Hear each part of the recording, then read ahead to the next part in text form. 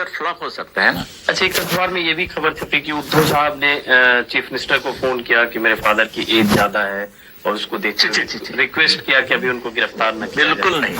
आपने खबर देखी एक्सप्रेस में? मैंने पढ़ी है, ऐसे खबरें आई है। वैसे तो ये विलासराव देशमुख जो है टेम्पररी, वो जो सरकार चला रहा है, उसको मैंने फोन कर दिया कि मुझे बचाओ। अरे ये कभी नहीं, मेरे खून में नहीं ये। वैसे तो गया था ना, 3 महीने में तो वो कैद खाने में था। I was behind the bars in 69 around jail में था। बाद में यहाँ आके सुप्रीम कोर्ट में छूट गया, हाई कोर्ट में मैं छूट गए। तो डरने का क्या आता है?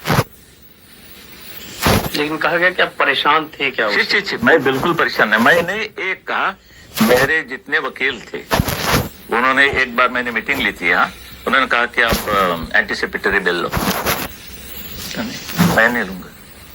मेरा गुनाह क्या है? मैंने क्या किया है कि जो मैं ये करूं, बेल मांगू? मैंने डर के मारे बैठता, डरता तो मैं एंटीसिपेटरी बेल लेता। बिल्कुल कोई नहीं रोकता। लेकिन ये भी मीडिया में आया कि जिस ढंग से आपको गिरफ्तारी हुई आपकी, या मेयर के घर ले जाया गया, ये बड़ा प्लान हुए में शरद पवार, प्रमोद महाजन और कुछ आई हैव नो आइडिया। जितना बंदोबस्त मेरे लिए अपने इधर रखा था, तो एक मानना होगा कि मैं वीरप्पन से भी कोई ज्यादा खतरनाक आदमी हूँ।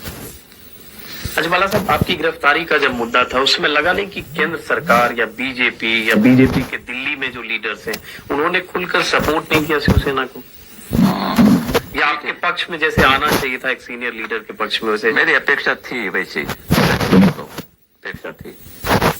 राइट, कॉन्स्टिट्यूशनली वो कह सकते कि it's not a question of me, it's a question of law and order. Kashmir को लेकर जो भारत सरकार की पॉलिसी है और जिस ढंग से हिजबुल मुजाहिदीन से सरकार बात करने की कोशिश कर रही है, इसको शिवसेना या आप किस रूप में देखते हैं? पता नहीं क्या हो रहा है। वैसे तो हमारे पुराने दोस्त जो है जॉर्ज फर्नांडिस, उस सुरक्षा मंत्री है, उन्होंने कभी बयान निकला, कहा कि प्रेस वाले को कहा कि भाई हिजाबुल के पीछे हम नहीं जाएंगे। भाई पीछे मत तो जाओ, मगर जो आते हैं उसका तो पहला बंदोबस्त करो। जो सरहद है हमारी, बॉर्डर क्रॉस करके अंदर घुसपैठ करते हैं, उसका तो बंदोबस्त करो, गोली मारो। लेकिन मुलायम सिंह यादव का एक जैसे बयान आया था कि भारत को सीमा पार जाके एलओसी पार करके भी, अगर सीमा पार में उस देखिए इंटरनेशनल लॉज होते, कोई सीमा पार करना ठीक नहीं है। इंटरनेशनल कोई अंतर्राष्ट्रीय कोई बात होती है, और अंतर्राष्ट्रीय बात भी बहुत वैसे तो एकदम स्ट्रिक्ट है। वो तो हमारे हाथ में एस है।